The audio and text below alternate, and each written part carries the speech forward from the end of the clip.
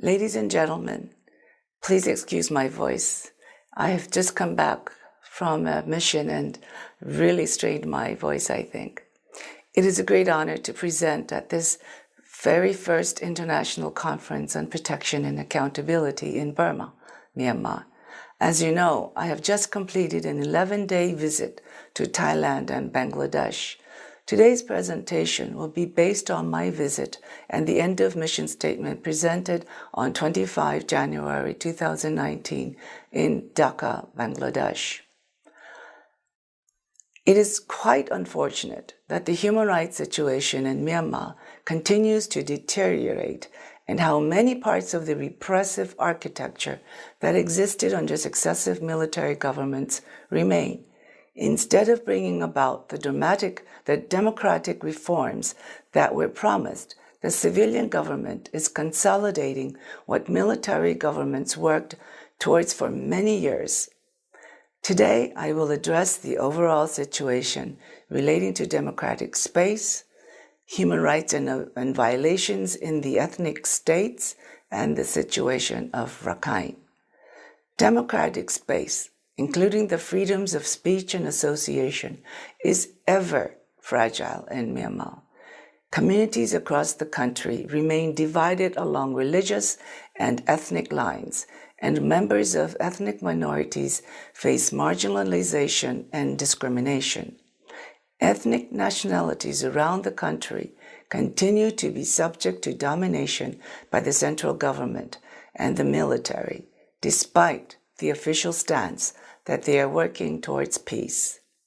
It is evident that under the 2008 Constitution, Myanmar cannot be called a democracy, and until the Constitution is reformed, the transition to democracy will not be achieved.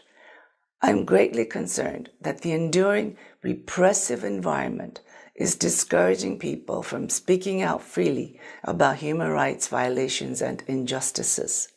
Journalists and human rights defenders continue to be targeted for exercising their right to freedom of expression. Zojat, Nangpyu, and Lumjong, the Kachin peace activists, and Wallon and Choseu, the two Reuters journalists, languish in jail for their work. Journalist Sui Win has been subjected to judicial harassment for his criticism of the Buddhist extremist group Mabatao. During 2018, there was a recurrence of fighting in Cayenne State, despite the Karen National Liberation Army being a signatory to the nationwide ceasefire agreement.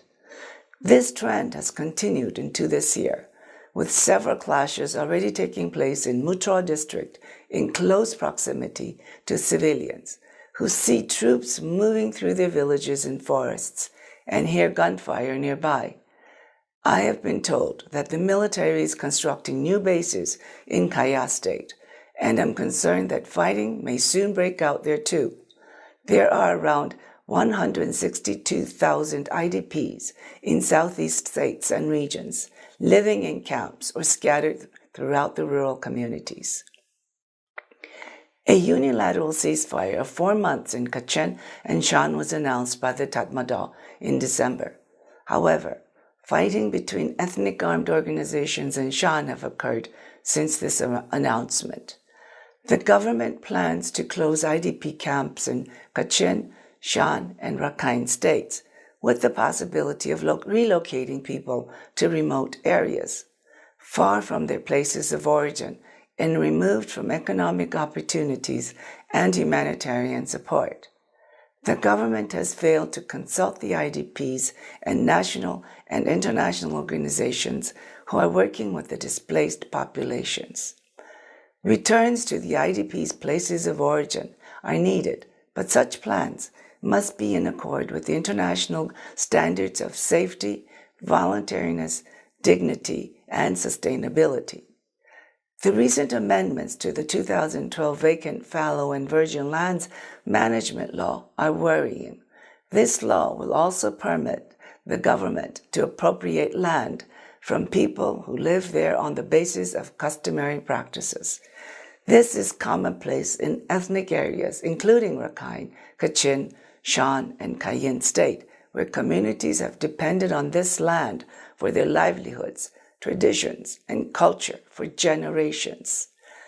Vast areas of land have already been seized from people to make way for hydropower dams, and I've spoken with many who fear losing their lands and livelihoods should planned dams such as Mitzon, Upper Canton, Upper Yawa, and Haji go ahead.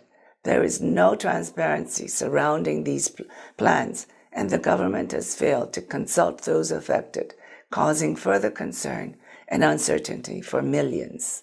In Rakhine State, recent clashes between the Tatmadaw and the Arakan Army reportedly resulted in the deaths of members of security forces and civilians, and which has displaced some 6,000 civilians. The order by the state government to refuse access to humanitarian organizations, with the exception of ICRC and WFP, is entirely unacceptable and a violation of Myanmar's international humanitarian law obligation to allow humanitarian aid. Government rhetoric characterizing the Rakhine community as sympathizers, collaborators, and associates of the AA threatens only to increase tensions in the region and divisions between ethnic communities. Similarly, comments by the government linking AA with ARSA are deeply irresponsible and point to the disturbing prospect of further attacks on the Rohingya population that remain in Rakhine State. During my visit, I received videos of houses burning in Mongdo Township, the second such incident to occur in Mongdo in 2019 alone. According to information gathered by my team, the houses were burned by Myanmar security forces working in concert with extreme Rakhine extremists. The campaign of violence against the Rohingya continues, with the security forces slowly bleeding the remaining Rohingya population and continuing to force them to flee to Bangladesh.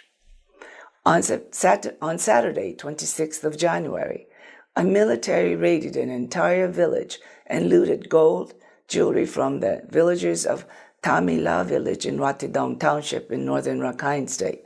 Apparently, only 10 homes in the village were spared of bullets out of a total 84 homes. A 7-year-old child has been wounded by an artillery explosion near his home and has been transferred to Yangon for treatment. I have to remind you that Ratidong Township is predominantly inhabited by Rakhine Buddhists. So you can see that this new developments in the Rakhine region, especially in the northern Rakhine, is extremely worrisome. A couple more developments that warrant mentioning are the repatriation of Rohingyas from other countries. The Rohingya issue has definitely gone beyond the borders of Rakhine into the region and globally. Recent developments highlight the internationalization of the Rohingya issue. Saudi Arabia recently deported 13 Rohingya to Bangladesh, where they have been arrested and charged with forging the passports that they used to travel to Saudi Arabia. Bangladesh authorities must remember that this group also fled persecution in Myanmar. Another development is that Rohingya are now arriving in Bangladesh from India, following the deportation of 2 groups of Rohingya by the Indian authorities to Myanmar. 1,300 people are reported to have already arrived in Bangladesh from Myanmar, stating that they fled due to fears of refoulement and heightened anti-Rohingya rhetoric from the Indian authorities.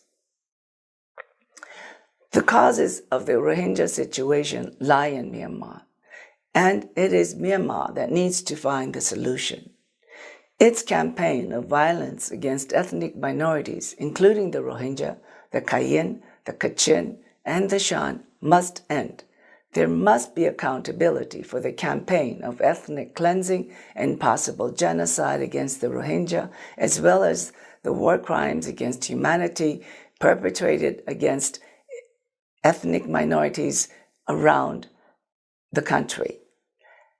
These are the issues that have really been prominent in my report this today and in my findings during my 11-day visit to Thailand and Bangladesh.